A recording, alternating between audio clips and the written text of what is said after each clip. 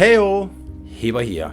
So I'm back with yet another video on this channel where we're looking at games that work really well in the PSVR2 headset using the cinematic mode. And they are all games that aren't actually made for this headset here, but if you have the game at home, I highly recommend that you try it out if you have a PSVR2 headset, because it works really well. Alright, so the game we're looking at in this video here is a relatively recent game, and it's called Stray. And the game is about a cat. I know, a cat. It doesn't sound very interesting, does it? But it is. The game is more of like an exploration, puzzle, adventure game, where you take on the role as an explorer, except you are a cat. And somehow you have to figure out what happened to the world. Where is everybody? And it's a very interesting game, and it's like I said, just made for the PSVR2 headset, really. Now, like I mentioned before, the game is not specifically made for this headset, but it works really well in it when you're using the mode called cinematic mode.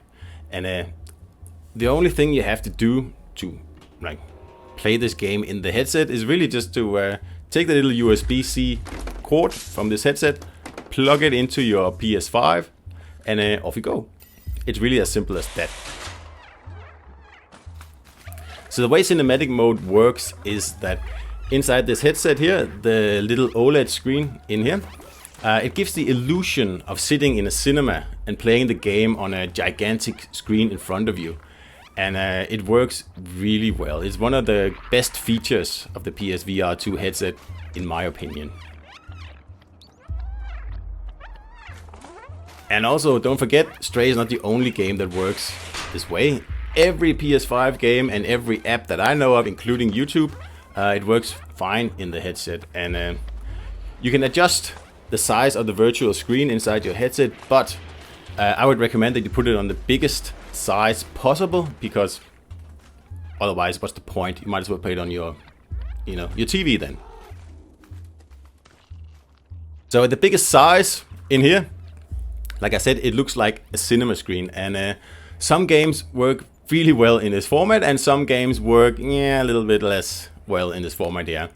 And the games that tend to work less well are the more fast-paced games where a lot of things are happening in the corners of the screen, and you really need to be aware of your surroundings in those games. So for example, in a game like Fortnite, someone might be shooting at you from out here in the corner somewhere, and you might be looking the other way inside your headset, because the screen here is so big that you will have to look around when you are trying to look at stuff in the corner.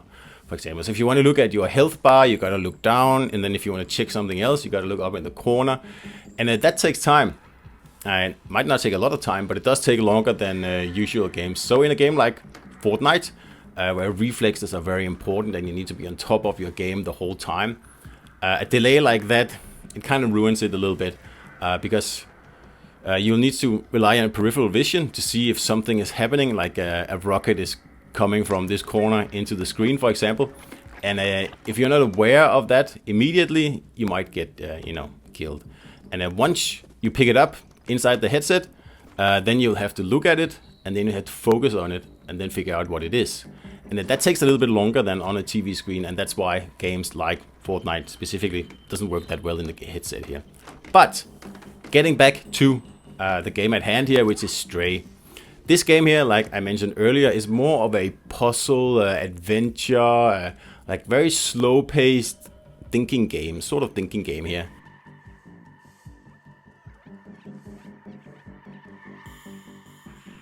And this format, works really well with the headset. I know the game is not made for PSVR2, unfortunately. I'm kind of hoping that when we get the second game in the series, which I'm assuming we'll get, it's really an obvious choice to make that game a PSVR game, like a native PSVR game with stereoscopic 3D and the whole shebang, just like Resident Evil Village or Horizon, for example, because Stray's gameplay is just so well suited for this headset here. But you don't need to wait for the second game, because the first game is already here and it works really well in the headset. So why does it work really well in a headset? Well, I've already been talking about it a little, and that's because it is a slow-paced exploration puzzle game. And that genre works really well in the headset. The thing is that you cannot use the included Sense controllers with the headset when you are playing games that aren't made for virtual reality, like Stray. So you will have to actually use your good old trusty DualSense PlayStation 5 controller, which is fine, doesn't matter at all. So you have the DualSense in your hands, you have the headset on, and if you have it, I highly recommend that you use your Pulse 3D Sony headphones as well. So that way, you have your Pulse headphones on with 3D positional audio, you have your headset down, and you're sitting in complete darkness. You cannot see anything other than the game world in Stray. That's it, nothing else is visible to you. And you also have your headphones on, you cannot hear anything other than the game world. And I'm telling you, this is why the headset is so great, because the immersion is just unlike anything else you've tried on PlayStation 5, trust me. Even if you sit in a dark room and you turn the lights off and you play a scary game, it's not the same as actually playing that scary game in your headset, or any game for that matter, because the immersion is just so much better using the PSVR2, even if the game is not really made for the headset. Alright, so getting back into Stray here. Like I said, it's a puzzle, platformer sort of game, and you need to look around a lot, like look around your surroundings, pick up clues, find stuff that's missing, talk to people, and play an explorative game. And the headset works really well with that. Another plus by playing this Stray game in the headset is that in here you have an OLED screen, right? And the good thing about OLED screens is that they have very, very dark blacks, actually complete dark blacks. And when you have very colorful games that are making good use of high dynamic range, like Stray does, and lots of neon lights, like Stray has, then it just looks amazing in the headset. Because you get those very, very dark shadows and very dark areas, and then contrasted by the very bright, shiny neon lights that's in this futuristic cat world here. And I tell you, it looks fantastic.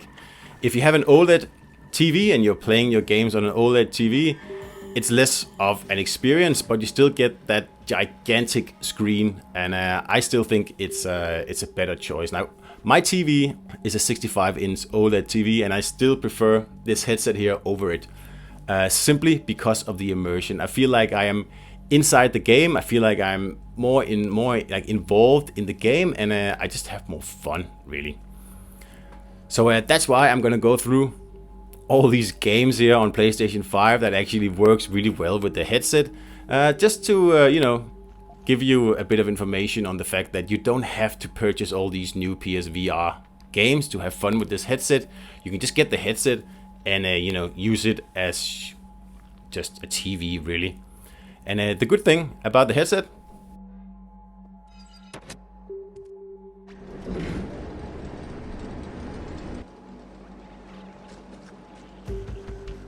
another plus about the headset is that you don't actually need a TV. So that's like a major plus. Not many people think about this, but you need a TV to set it up the first time, but after that you can just plug it in into your PS5, and you don't need a TV at all anymore. So it makes the whole thing a lot more mobile. You can take it, to wherever you're going, to your summer house or whatever, and you don't need to bring like a huge TV or a monitor along. Just bring the headset and the PS5 and a controller, and it works really, really well. So anyway, this video here was about Stray, and I hope that I've given you a good impression of how good, amazing this game actually is on PSVR2, and I highly recommend you try it out. And if you already have the game, well, it's a no-brainer. Just fire it up, put your PSVR2 headset on, and off you go. So I hope you enjoyed this video here, and do let me know in the comments if you have any comments or suggestions or additional questions. I'll be happy to answer them all. So hope you enjoyed it, and see you out there.